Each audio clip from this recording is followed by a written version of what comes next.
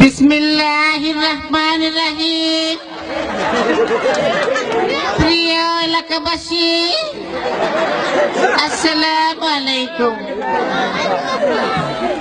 আমি এর আগেও আপনাদের এলাকায় এসেছি আপনাদের পুত্রবধূ হওয়ার কারণে। ইনশাআল্লাহ আমি আবার আসবো, বারে বারে আসবো, আপনাদের দুঃখ দুর্দশা শুনবো।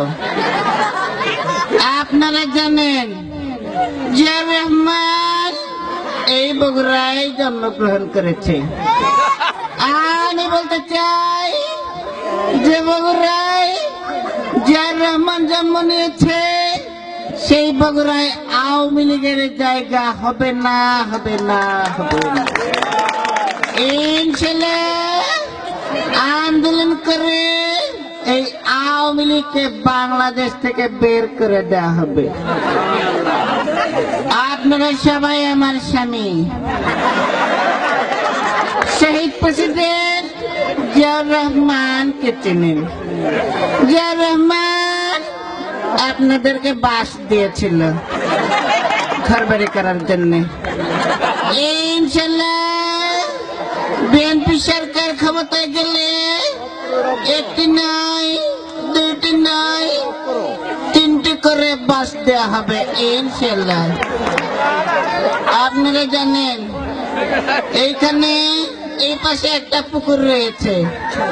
আমি যদি ক্ষমতায় যাই, এই পুকুর ভরাট করে এখানে স্থায়ী সাংস্কৃতিক অনুষ্ঠানের ব্যবস্থা করব। প্রতি বছর অনুষ্ঠান হবে সরকারি অর্থায়নে। আপনারা গরু, আপনারা ছাগল, আপনারা ভেড়া পালন করে স্বাবলম্বী হবেন ইনশাআল্লাহ।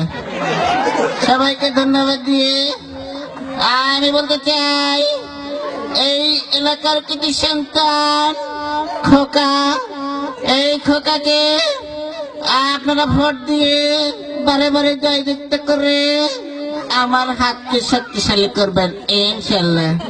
সবাইকে ধন্যবাদ। শহীদ প্রেসিডেন্ট জিয়াউর রহমান জিন্দাবাদ। আসসালামু আলাইকুম।